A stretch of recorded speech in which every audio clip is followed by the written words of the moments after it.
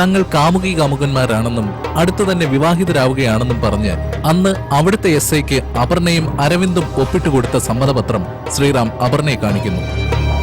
അന്ന് റെയ്ഡ് നടന്ന ദിവസം രക്ഷപ്പെടാൻ വേണ്ടി അരവിന്ദ് പറഞ്ഞതനുസരിച്ചാണ് താൻ അതിൽ ഒപ്പിട്ടതെന്നും ശ്രീറാമിനോട് അപർണ പറയുന്നു. ജൂഡ് പറഞ്ഞിട്ടാണ് ഇങ്ങനെയൊക്കെ ചെയ്തതെന്നും ജൂഡ് ഒരു ഫ്രോഡാണെന്നും അവന് അപർണയെ കൂടാതെ ഒരുപാട് പെൺകുട്ടികളുമായി അടുപ്പമുണ്ടായിരുന്നുവെന്നും ശ്രീറാമിനോട് അരവിന്ദ്. ഇതിനെ ശക്തമായി എതിർക്കുന്ന അപർണ. ഒടുവിൽ അവർ തമ്മിൽ വഴക്കാവുന്നു. നിഖിൽ ഇക്കാര്യം ട്രീസയെ വിളിച്ചു പറയുന്നു. അപർണയോട് സംസാരിക്കണമെന്ന് പറയുന്ന ട്രീസ. അപർണ അതിന് സമ്മതിക്കുന്നില്ല. ആശങ്കാകുലയാകുന്ന ട്രീസ മീനാക്ഷിയെ ആരോ ആക്രമിച്ച് ഹോസ്പിറ്റലിലാക്കിയ വിവരം സുരേഷിന് ലഭിക്കുന്നു. ഹോസ്പിറ്റലിലേക്ക് വരുന്ന ശ്രീറാം. മീനാക്ഷിക്ക് കുറച്ച് ക്രിട്ടിക്കലാണെന്ന് ഡോക്ടർ പറയുന്നു. മീനാക്ഷിയെക്കുറിച്ച് അവിടുത്തെ സ്റ്റാഫുകളുമായി സംസാരിക്കുന്ന ശ്രീറാം. ഒടുവിൽ മീനാക്ഷിയെ മർദ്ദിച്ച സ്ഥലത്തു നിന്നും ഒരു ID കാർഡ് സുരേഷിന് ലഭിക്കുന്നു. അത് ശ്രീറാമിന് കാണിക്കുന്നു. തുടർന്ന് കാണുക. ഈശ്വരൻ സാക്ഷിയായി അന്ത്യഘട്ടത്തിലേക്ക്.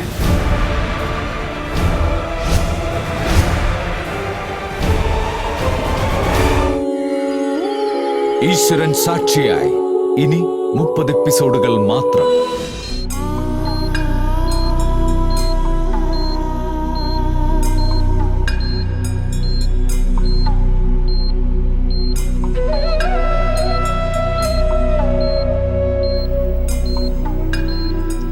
എന്താ നിഖിൽ പുറത്ത് വെയിറ്റ് ചെയ്യൂ.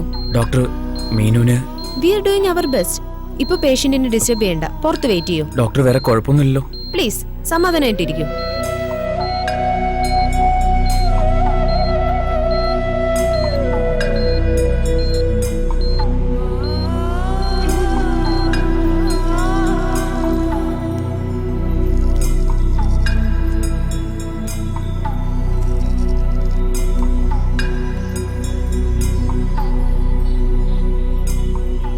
അപ്പോ മീനാക്ഷിക്ക് എങ്ങനെയുണ്ട്? കുറച്ച് ക്രിട്ടിക്കലാ, ഒബ്സർവേഷനിലാ. കുറച്ച് കഴിഞ്ഞിട്ട് എന്തെങ്കിലും പറയാൻ പറ്റുന്ന ഡോക്ടർ എന്നോട് പറഞ്ഞേ. അവള് അൺകോൺഷ്യസ് ആയിപ്പോഴും. അവൾക്ക് എന്താ സംഭവിച്ചത് നിഖിലേട്ടാ? ഇല്ല, ഒന്നും അറിയില്ല. ബോധം വീഴാതെ ഒന്നും അറിയാൻ പറ്റില്ലല്ലോ. ആരോട് ചോദിക്കാനാ? നിഖിലേട്ടാ, മീനാക്ഷി ഇല്ല അപ്പു, അവൾക്കൊന്നും പറ്റില്ല. നീ വിഷമിക്കണ്ട. അപ്പോ എനിക്ക് ട്രേസിച്ചിയുടെ കോൾ വരുന്നുണ്ട്. ട്രേസിച്ച് വന്നാലേ ഒരു സമാധാനമുള്ളൂ. ഞാൻ അങ്ങോട്ട് വിളിക്കാം. ട്രേസിച്ചി, ഞാൻ ഐസിയുടെ അടുത്തുണ്ട്. ശരി ചേച്ചി.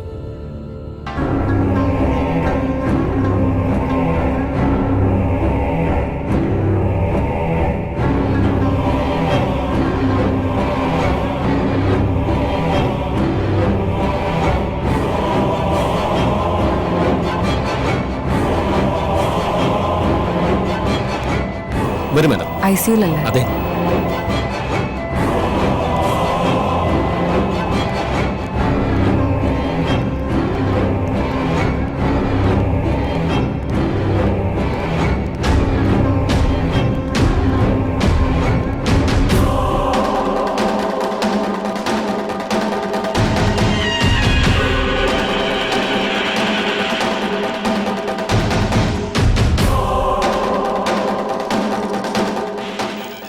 എങ്ങോട്ടാ?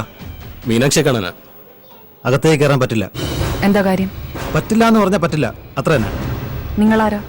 നിങ്ങളാണോ ഈ ഹോസ്പിറ്റലിന്റെ അതോറിറ്റി? എന്തിന്റെ പേരിലാണ് നിങ്ങൾ ഈ റെസ്ട്രിക്ഷൻ പറയുന്നത്? അതിന് കാരണമുണ്ട്.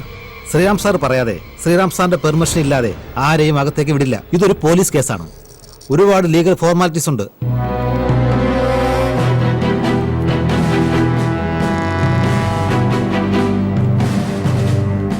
നിങ്ങൾ ഇവിടെ അധികാരം കാണിക്കാൻ തുടങ്ങിയോ? എന്താ റീസയ്ക്ക് പിടിച്ചില്ലായിരിക്കും. ഇത് പോലീസ് കേസാ. ഒരുപാട് പ്രൊസീജിയർ ഉണ്ട്. അത് കഴിഞ്ഞ് പോലീസിന്റെ പ്രസൻസിൽ മാത്രമേ സ്ട്രേഞ്ചേഴ്സിനെ കാണാൻ അനുവദിക്കൂ. അറിയില്ലേ നിയമവും ചട്ടമൊക്കെ ട്രീസയ്ക്ക്? നിങ്ങൾക്ക് എന്നോടുള്ള വെഞ്ചൻസ് അതൊരിക്കലും തീരില്ലല്ലേ? അതെ ട്രീസ, വെഞ്ചൻസ് ഉണ്ട്. അവളെ തീർക്കാൻ നോക്കിയതല്ലേ, തീർന്നില്ല. അങ്ങോട്ടോ ഇങ്ങോട്ടോ എന്നറിയാതെ കിടക്കുക. നിങ്ങൾക്ക് എന്താ പ്രശ്നം? ആർക്കേലും എന്തേലും എവിടെയെങ്കിലും പറ്റിയാ അത് എന്റെ തലയിൽ കൊണ്ടൊന്ന് ചാരാൻ നോക്കുവാണോ? ഇതുവരെ അപ്പൂനെ വെച്ചിട്ടായിരുന്നു പറഞ്ഞുകൊണ്ടിരുന്നത്, ഇപ്പൊ മീനാക്ഷിയായോ? ട്രീസ, നിങ്ങൾ ഇന്നസെൻസ് അഭിനയിച്ച് രക്ഷപ്പെടാൻ നോക്കല്ലേ. നിങ്ങൾ ഒന്നോർത്തോ, ആ ഐസിയുയിൽ കിടക്കുന്ന പെൺകുട്ടിക്ക് എന്തെങ്കിലും പറ്റിയ പിന്നെ ട്രീസയും സേവറിയും ഭൂമിയിൽ സമാധാനത്തോടെ ജീവിക്കില്ല. ഇതേ ശ്രീറാം ചന്ദ്രശേഖരൻ എന്ന പോലീസുകാരൻ കാക്കയുടെ നിയമത്തിന്റെ ബലത്തിൽ പറയുന്ന വെറൊരു ഗീർവാണം അടിക്കലല്ല. അതിനപ്പുറം ശ്രീറാം ചന്ദ്രശേഖരൻ എന്ന മനുഷ്യൻ അവളുടെ മനസാക്ഷി കൊടുക്കുന്ന വാക്കാണ്. നിങ്ങൾക്കെന്താ വട്ടുണ്ടോ? ഒന്നുകിൽ അളന്നുകൂട്ടി തയ്യാറാക്കി വെച്ച ഒരു ക്രൈം ഫ്രെയിമിലേക്ക് എന്നെ പോസ്റ്റ് ചെയ്യാൻ ശ്രമിക്കുന്നു, അല്ലെങ്കിൽ നിങ്ങൾ ശരിക്കും ഒരു സ്കിസോഫ്രീനിക് ആയിരിക്കും. നിങ്ങൾ വേറെ ഒരു സങ്കല്പ ലോകത്തിലാണ് ജീവിക്കുന്നത്. സംഗതി ആദ്യത്തേതാണെങ്കിൽ അതിന് ചികിത്സ ഞാൻ മതി. പക്ഷെ രണ്ടാമത്തേതിന് സോറി, ഒരു നല്ല സൈക്കാട്രിസ്റ്റിനെ കാണിച്ചോളൂ. അതിനെ വെച്ച് താമസിപ്പിക്കരുത്. നിർത്ത് നിന്റെ സർക്കാസം. അറിവിന്റെ അഹങ്കാരം വെച്ച് ആശിച്ചതൊക്കെ നേടിയെടുക്കാന്നുള്ള ഓവർ കോൺഫിഡൻസ് ഇല്ലേ? പറിച്ചേറി കാറ്റത്ത് പറത്തിക്കളയും ഞാൻ. നിങ്ങളാണോ ചെയ്യാൻ പോകുന്നത്? നിങ്ങൾക്ക് ഈ പറച്ചിലല്ലേ ഉള്ളൂ, ചെയ്ത് കാണിക്കില്ലല്ലോ. അഹങ്കാരം പറയാതെ ട്രീസ, ആ മീനാക്ഷിയുടെ ജീവന് വേണ്ടി ഒന്ന് മനസ്സറിഞ്ഞ് പ്രാർത്ഥിക്കും. ഫലത്തിൽ സ്വന്തം ജീവന് വേണ്ടിയുള്ള പ്രാർത്ഥനയാണ്. മീനാക്ഷി ഉണ്ടെങ്കിലേ ഇനി ട്രീസയുള്ളൂ, സേവറുള്ളൂ. അത് മനസ്സിൽ ഉറപ്പിച്ചോ. നിങ്ങൾ എന്താ ചെയ്യാൻ പോകുന്നത്? കൊല്ലുവോ അതോ കള്ളക്കേസുണ്ടാക്കി ജയിലിൽ കൊണ്ടുപോയി തള്ളുവോ? അപ്പൂന്റെയും കുഞ്ഞിന്റെ ജീവൻ ഞാൻ എടുക്കുമെന്നാണല്ലോ നിങ്ങൾ ഇവിടെ പറഞ്ഞുകൊണ്ട് നടന്നത്. ഇപ്പൊ അപ്പൂനും കുഞ്ഞിനും ഒന്നും പറ്റിയിട്ടില്ലല്ലോ. ഓ, അതിനുള്ള ക്രെഡിറ്റും സ്വന്തം അക്കൗണ്ട് എഴുതി ചേർത്തു അല്ലേ? ബാക്കിയുള്ളവൻ രാത്രി ഉറക്കം വിളച്ചതും മലക്കം പറഞ്ഞതും ഒക്കെ വെറും ഫിസിക്കൽ എക്സർസൈസ്. ട്രീസ, നിങ്ങൾ ഭയങ്കര ബുദ്ധിമതിയാ. എവിടെ നിന്ന് കളിക്കാനുള്ള തന്ത്രങ്ങൾ നിങ്ങൾ പഠിച്ചു വച്ചിട്ടുണ്ടായിരിക്കും. ആ ആപ്ലിക്കേഷൻ കൊണ്ട് ഇവിടെ ഒരു പ്രയോജനവുമില്ല. ഇത് സിസ്റ്റം വേറെയാ, കോൺഫിഗറേഷൻ വേറെയാ. ഓരോരോ സില്ലി ഡയലോഗ്. ഞാനിപ്പോ ഒരു ഫൈറ്റിനുള്ള മൂഡിലല്ല. എനിക്കൊന്ന് മീനാക്ഷിയെ കാണണം. ഇവിടെ വന്ന പറഞ്ഞു നിങ്ങൾ ഇവിടെ ഭരണം ഏറ്റെടുത്തിരിക്കുവാന്ന്. അതുകൊണ്ടാ ഇവിടെ ഇങ്ങനെ കാത്തുകെട്ടി നിൽക്കേണ്ടി വന്നത്. ഭരണം ഏറ്റെടുത്തതല്ല, അവളുടെ ജീവനെ ചൊല്ലിയുള്ള കരുതല. കൊട്ടേഷൻ കൊണ്ടായിക്കൊന്ന് തെറ്റിയ ഏൽപ്പിച്ചാള് നേരെ വരുമെന്ന് അറിഞ്ഞു തന്നെ.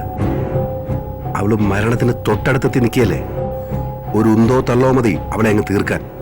അതിനൊരുക്കമല്ലായിരുന്നു. അതുകൊണ്ടുള്ള പ്രിക്കോഷനാ.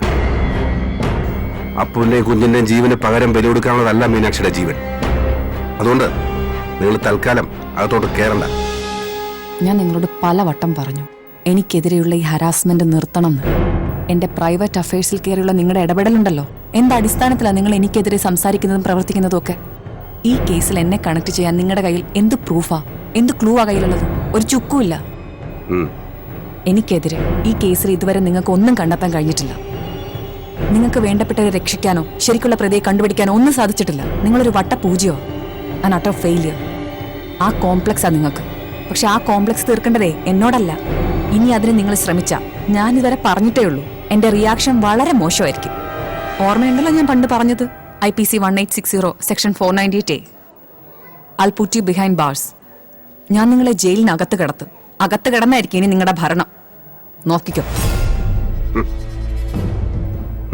ട്രീസേച്ചി ഇവിടെ നിൽക്കായിരുന്നു. ഞാൻ ട്രൈ ചെയ്യായിരുന്നു. എനിക്കൊന്ന് മീനാക്ഷി കാണാൻ പറ്റുമോ നിഖിൽ? ആ ട്രീസേച്ചി വാ. നിഖിൽ, അങ്ങനെ എല്ലാവരും ഐസിലോട്ട് കയറ്റാൻ പറ്റില്ല. ഒന്നാമത് മീനാക്ഷിക്ക് ബോധം വീണിട്ടില്ല. പിന്നെ കണ്ടിട്ടെന്താ കാര്യം? ഡോക്ടർ പറഞ്ഞിരുന്നു അങ്ങനെ കുഴപ്പമൊന്നുമില്ല. ട്രീസേച്ചി ഒന്ന് കണ്ടോട്ടെ. വാ ട്രീസേച്ചി. ഞാൻ മീനാക്ഷിയെ കണ്ടിട്ട് വരാം. ശരി.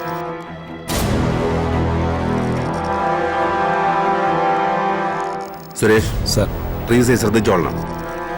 സുരേഷിന്റെ ഒരു കണ്ണപ്പുഴ അവളുടെ മേളിലുണ്ടാവണം. സർ, ആ നിഖിലിനോട് സത്യമെല്ലാം തുറന്നു പറഞ്ഞാലോ? അതല്ലേ നമുക്ക് നല്ലത്. അവനിന്ന് കോൺഷ്യസ് ആയിട്ടിരിക്കുന്നതല്ലേ നമുക്ക് നല്ലത്. വേണ്ട സുരേഷ്, അതിന് സമയമായിട്ടില്ല. കുറച്ചുകൂടി കഴിഞ്ഞു മതി അവൻ കാര്യങ്ങൾ അറിയുന്നത്. സുരേഷ് ഇവിടെ കാണണം. സർ.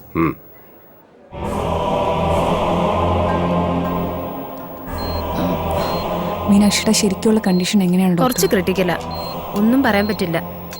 മെഡിസിൻസിനോട് റെസ്പോണ്ട് ചെയ്യുന്ന എങ്ങനെയാണെന്ന് അറിഞ്ഞിട്ടേ എന്തെങ്കിലും പറയാൻ പറ്റൂ. ഹെഡ് ഇഞ്ചറിയുടെ കാര്യമല്ലേ ഇതാ. നിഖിൽ പുറത്തോട്ടിരുന്നോളൂ, ഞാൻ ഇവിടെ ഇരിക്കാം. ശരി ചേച്ചി.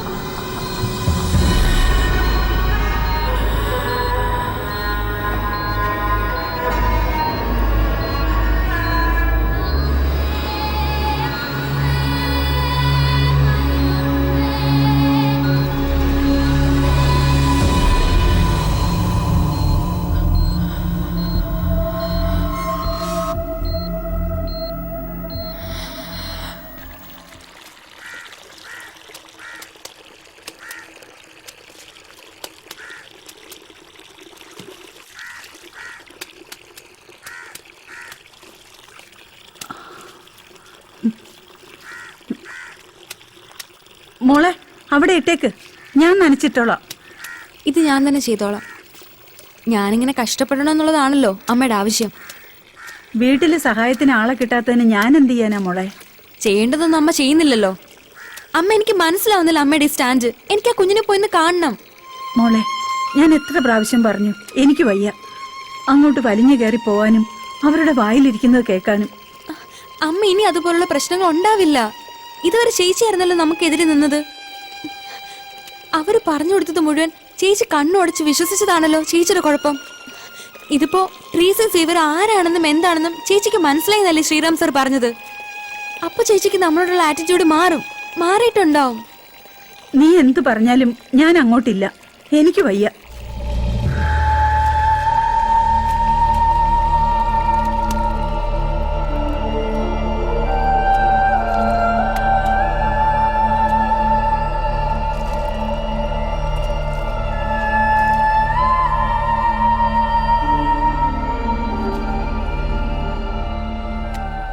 ആ പാവം കുഞ്ഞെന്ത് പിഴച്ചമ്മേ. ചെലപ്പോ അവന്റെ വരവ് നല്ലതിനു വേണ്ടിട്ടാണെങ്കിലോ? ശരിക്കും അതങ്ങനെ ആയിരിക്കും. അതുകൊണ്ടല്ലേ ചേച്ചി സത്യമൊക്കെ മനസ്സിലാക്കിയത്. ചിലപ്പോ നമ്മൾ അനുഭവിക്കുന്ന എല്ലാ പ്രശ്നങ്ങൾക്കും ഒരു പരിഹാരമായിട്ടായിരിക്കും അവൻ വന്നിരിക്കുന്നത്. മോളെ, നീ എന്നെ നിർബന്ധിക്കരുത്. ഞാൻ പറഞ്ഞല്ലോ, ഞാൻ വരില്ല. നീ പോകുന്നതും എനിക്കിഷ്ടമല്ല. അമ്മേ,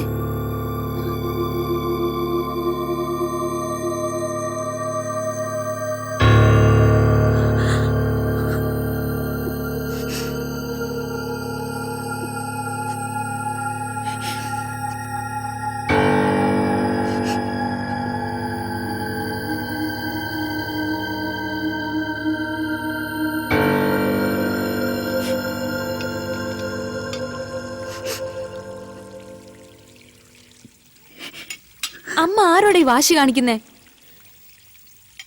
ഈ വീട്ടിൽ കിടന്ന് നമ്മൾ നശിക്കണം എന്നാണ് അമ്മ പറയുന്നേ. സ്വന്തം ചേച്ചി ഈ വീട്ടിൽ നിന്ന് പുറത്താക്കിന്ന് പറഞ്ഞ് നാട്ടുകാർ മുഴുവൻ നമ്മളെ പുച്ഛിക്കുക.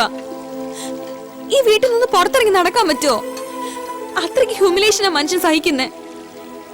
ഒരു ന്യൂസ് പേപ്പർ ഇടാൻ പറഞ്ഞിട്ട് അതിന് പോലും ആൾക്കാരില്ല. അത്ര ഒറ്റപ്പെട്ട നമ്മൾ ജീവിക്കുന്നേ. ആർക്കും വേണ്ട നമ്മളെ.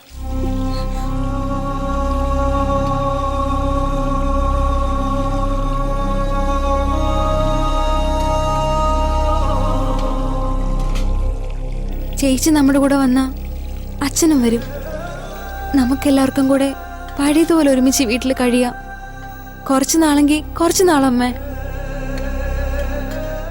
അമ്മ ഒരാൾ വിചാരിച്ചാ മതി. പ്ലീസ്, പ്ലീസ് അമ്മ. നിന്നോട് പറഞ്ഞ മനസ്സിലാവാത്ത എന്താ മോളെ?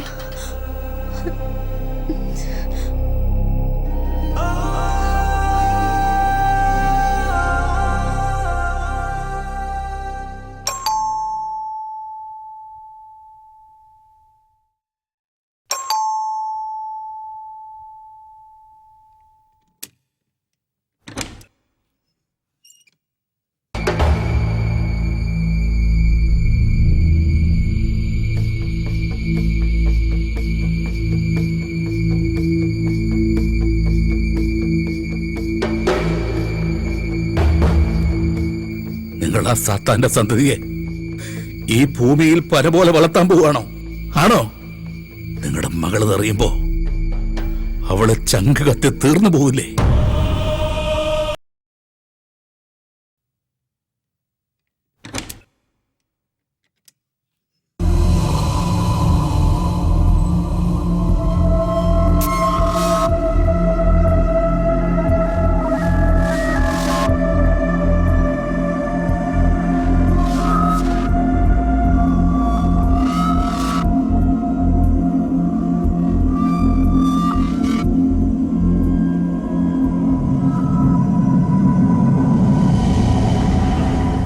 മോളാകെ അങ്ങ് ക്ഷീണിച്ചു പോയല്ലോ. അമ്മ മോളെ പട്ടിണി കിട്ടിരിക്കുക. ഇപ്പൊ വെപ്പും കുടിയൊന്നുമില്ലേ?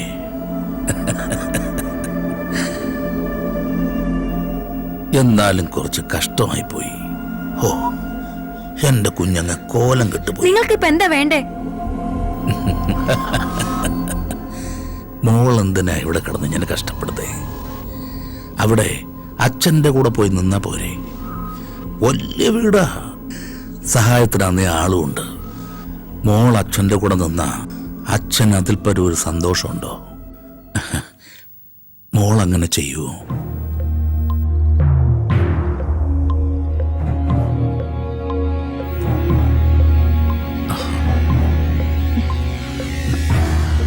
നീ അകത്തേക്ക് പോ. ചെല്ലാൻ.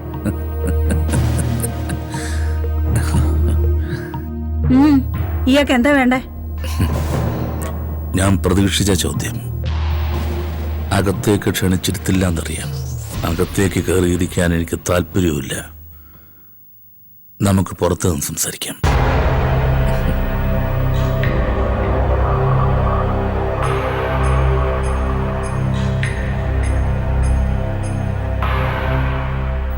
കല്യാണത്തിന് മുമ്പ് ഒരു കുരുത്തക്കേട് ഒപ്പിക്കുന്നതും അതും മറച്ചുവെച്ച് ജീവിക്കുന്നതുമൊന്നും അത്ര വലിയ സംഗതിയല്ല.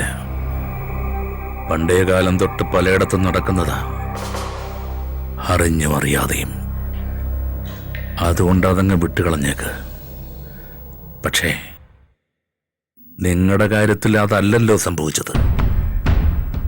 എന്റെ ജോണച്ചായനുമായുള്ള നിങ്ങളുടെ ബന്ധത്തിൽ നിങ്ങൾക്കൊരു മകള് പിറന്നതല്ല കാര്യം. ആ സന്തതി ജോണച്ചായന്റെ മകനെ പ്രണയിക്കുന്നതും അതിലവർക്കൊരു കുഞ്ഞ് പിറക്കുന്നതും അതാണ് പാപം. പാപമൊന്നല്ല, കൊടിയ പാപം. ലോകത്തിന്റെ വിനാശത്തിനായിട്ടാ അങ്ങനൊന്ന് ഈ ഭൂമിയിൽ പിറന്നു വീണത്. അവൻ അന്ത്യക്രിസ്തുവാ. ഇത് ലോകാവസാനമാകും.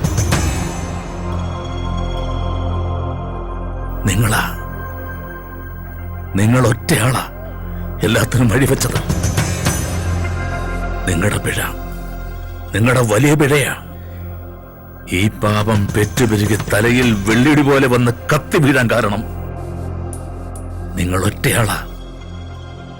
ഒറ്റയാളാ. പാപത്തിന്റെ കയത്തിലേക്ക് എല്ലാവരെയും തള്ളിവിട്ടത്. ഇനി നിങ്ങൾ വിചാരിക്കണം. നിങ്ങൾ വിചാരിച്ചാലേ ഈ പാപത്തിനൊരു പരിഹാരം കണ്ടെത്താൻ പറ്റൂ.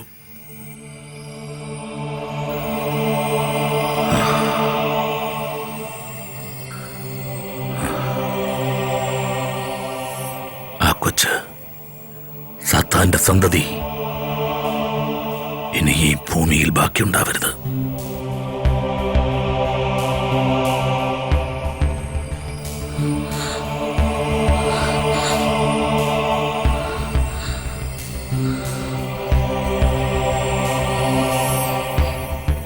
അവന്റെ അവസാന ശ്വാസം പോകുന്നവരെ അടക്കിപ്പിടിച്ച് അനക്കമില്ലാതാക്കണം. ഇതേയുള്ളൊരു മാർഗം.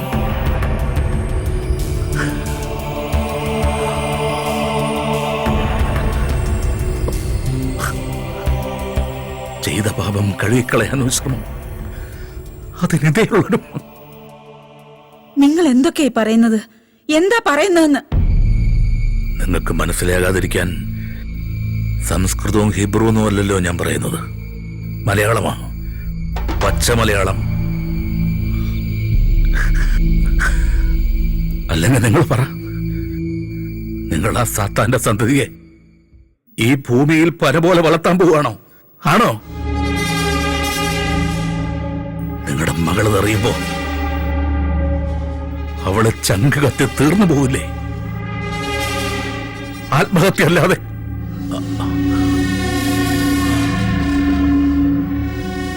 ആത്മഹത്യ അല്ലാതെ പിന്നെ അവൾക്ക് വേറെ പരിഹാരമില്ല. പറ.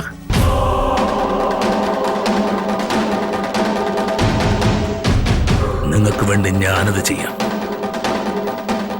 ചെവി അറിയാതെ ഞാൻ തീർത്തോളാം.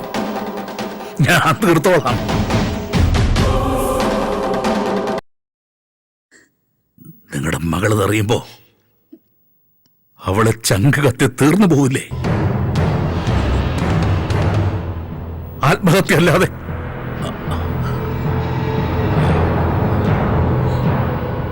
ആത്മഹത്യ അല്ലാതെ പിന്നെ അവൾക്ക് വേറെ പരിഹാരമില്ല. പറ.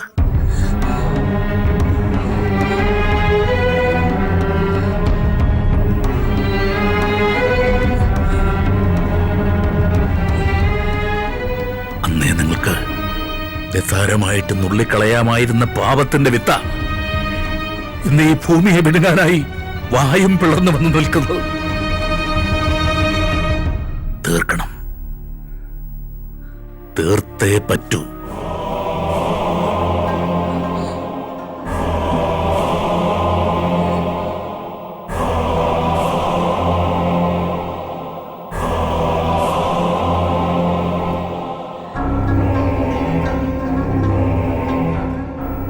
ഇത് പാപമല്ല,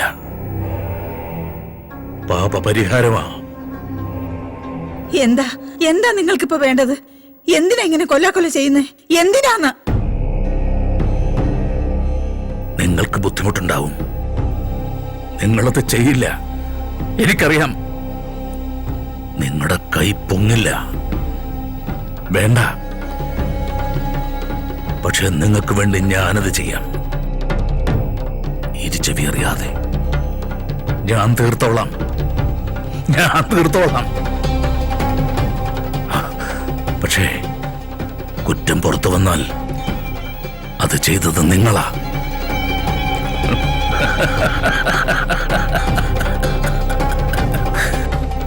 പൊടിമോനെ കൊന്ന കുറ്റം നിങ്ങളുടെ മേലങ്ങനെ കിടക്കല്ലേ. അതിന്റെ കൂടെ ഇതുകൂടെ ചുമന്നാൽ അത് വലിയ ഭാരമൊന്നുമില്ല.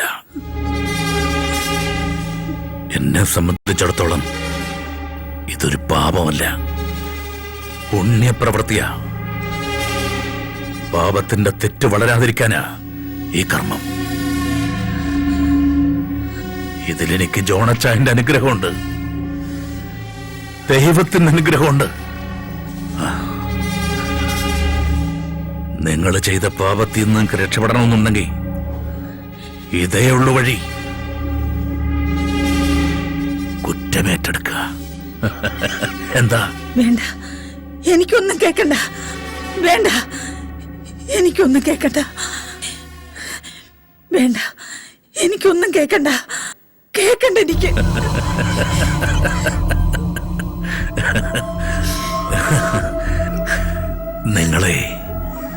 നിങ്ങളിതൊക്കെ കേൾക്കണം, ചെയ്യണം.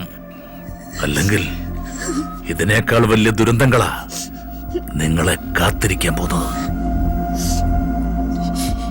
വയ്യ, എനിക്കൊന്നും വയ്യ.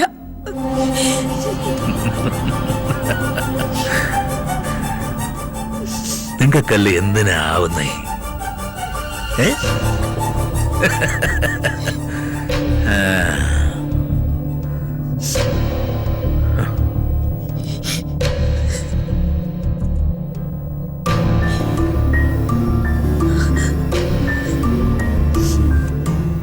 ഞാനും ആശാനും കൂടെ പറഞ്ഞു തന്നിട്ടില്ലേ രവീന്ദ്രനാ നിങ്ങളുടെ ആ പഴയ കാമുകനെന്ന്?